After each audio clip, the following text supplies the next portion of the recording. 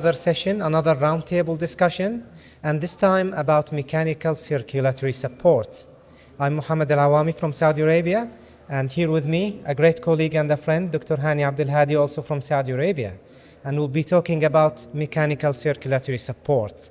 First of all, before talking about the devices and about the technical aspects of mechanical support, can you please tell us, I know that you and your center basically have good access to mechanical support devices, you do have a good system in place, but what do you think about the access to these services in the region as a whole?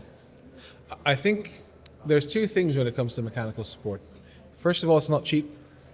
And second of all, it's not innocent. It's not without complications, right? Of course. So the first issue is you have to be very careful about who would benefit from it.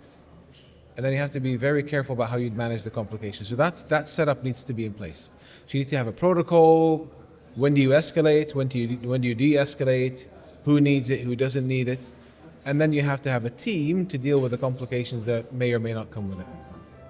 Of course, but when you go out like of the main centers where there is no mechanical circulatory support, I find that there is a bit of unawareness about these devices, unawareness of their availability, about the referral system in place. Do you think we could do better in that? You're probably right. I think you are definitely right. I think we've tried to establish a shock center at our center and to establish a shock service. So we've got the Impella and the ECMO, and we've got the team, and we've got an on-call system. But maybe we've not done a good enough job. All of us, our center, your center, we've probably not got the word out good enough to make it accessible. Yeah, agree. Now, I want to discuss a bit about intra-aortic balloon pumps.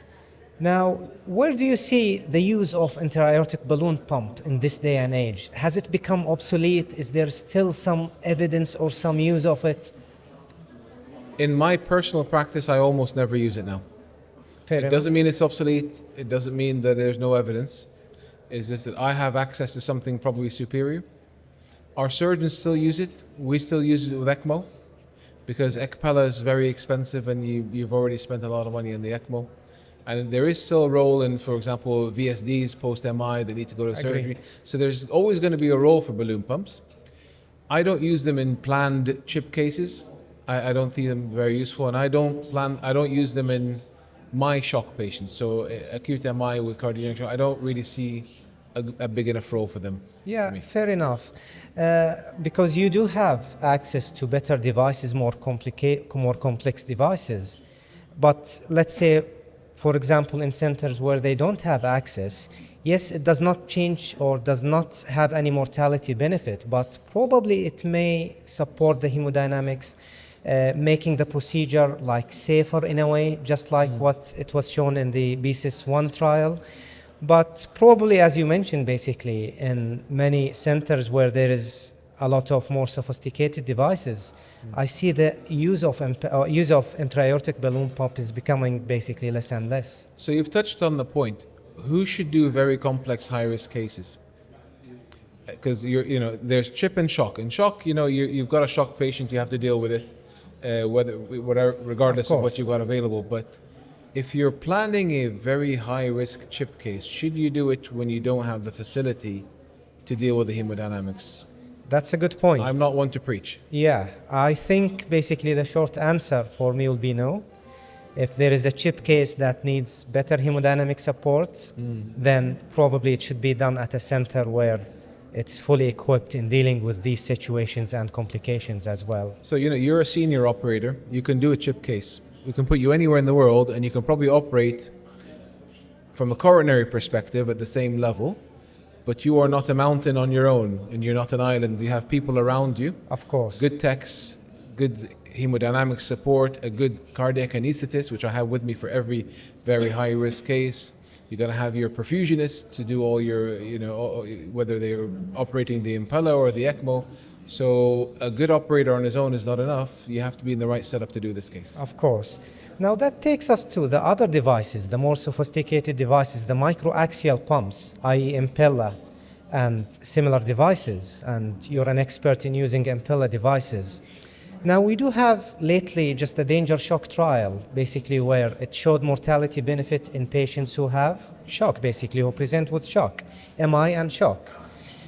The probably less evidence is when we use it for complex procedures, complex PCI. Probably we'll have more evidence when the results of other major trials basically come out. But we've seen it basically in practice that it does support your case quite well. However, we still yet did not see any robust evidence of its benefit basically in this situation. So the trials are small. The trials are small, and to show a survival benefit, you need a very large number. And it's going to be very difficult to do this, and I think that's a problem. In our practice, we obviously see we see much better results with CHIP. Yeah. Right? When you use upfront in a patient who you know is a high-risk patient, you use it upfront and you get a good outcome. Where you don't see a very good result is if you do a high-risk case and things go bad and then you put it in. It's too late, you're in trouble.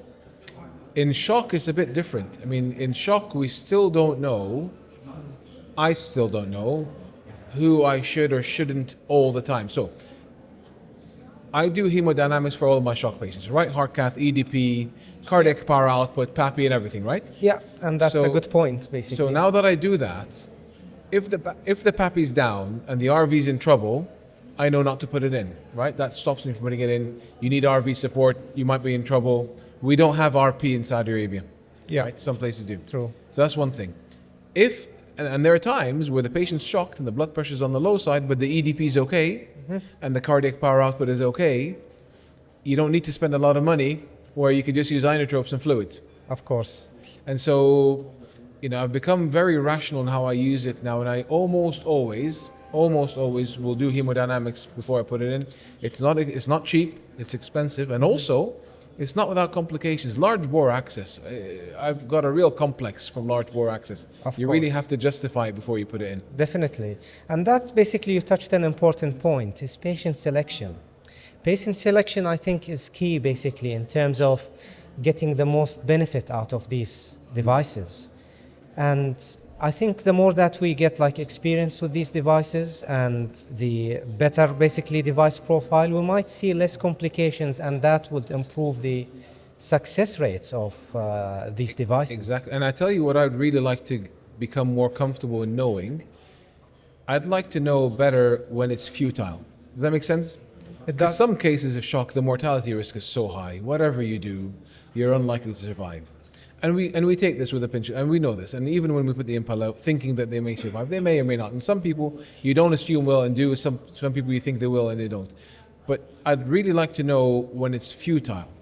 Why put the patient through this, and why do something that will not work? And that's something that I'd love to be better at identifying. Great. Now, we know how to put devices. We're familiar basically with the settings, but lots of us struggle in terms of making decision about weaning down or taking out a device. When is the right time? What can you advise us about that? So I leave the right heart cath in place, so I get a wedge pressure on CCU. That's very useful. Yeah. The newer devices, the newer software give you an EDP live, and so a very high EDP, you're less likely to wean easily.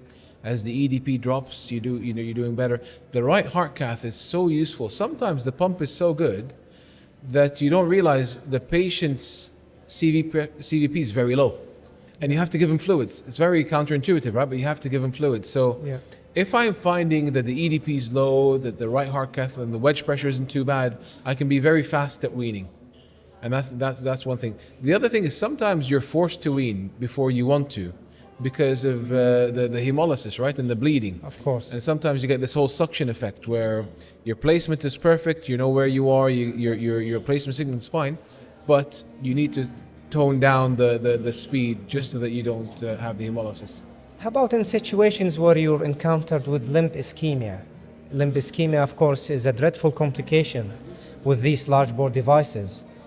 So distal perfusion catheters, because these patients, you put the device hoping to wean them off the inotropes, right? Because that's what you want to do. Take off the noradrenaline, take off all the other bits, and hopefully improve their survival. But sometimes you're forced to. The blood pressure is very low, you're giving them maximum support, And quite often these are vascular paths with small arteries anyway.